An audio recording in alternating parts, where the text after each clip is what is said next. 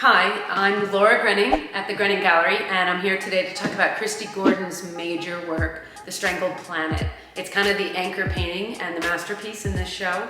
And I just wanted to say it's very heartening and very rare for me to find a painting like this coming down the pike. I see a lot of work, a lot of great work by classically trained artists. When I first started this gallery 25 years ago, it was even hard to find them. They've now been working and looking back over time and creating works, but it's very rare that you find a painting that is this complicated. It's a narrative, it's large, and it's about contemporary themes, politically and spiritually. I want to introduce my gallery manager. Hi, I'm Megan Toy. There are a lot of symbols going on in this painting by Kristy Gordon, but we're just going to point out a few. Right here to my right, it looks like the patriarchy. You have a bunch of men in suits kind of on a stage underneath some Roman architecture. It's both inside and outside at the same time. They've got a Dalmatian on a leash. They're kind of a step above all of these people that are protesting. You even see some police over here. These people are on a car. They have signs that say decolonize now, one earth. F the police, hurry. So there's a lot of chaos going on down here and strife.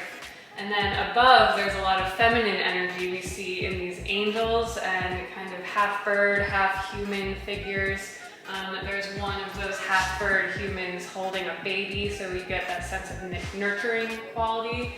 And then there's a woman with rainbow wings holding a machine gun.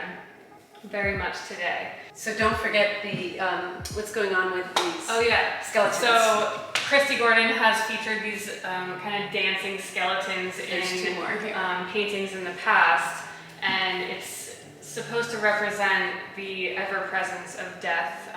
We can't escape it. We shouldn't shy away from it. It's not something to be afraid of, and they're actually, they're swinging from ropes, they're climbing trees, they're reaching for fruit. They're more active and lively than we would suspect them to be.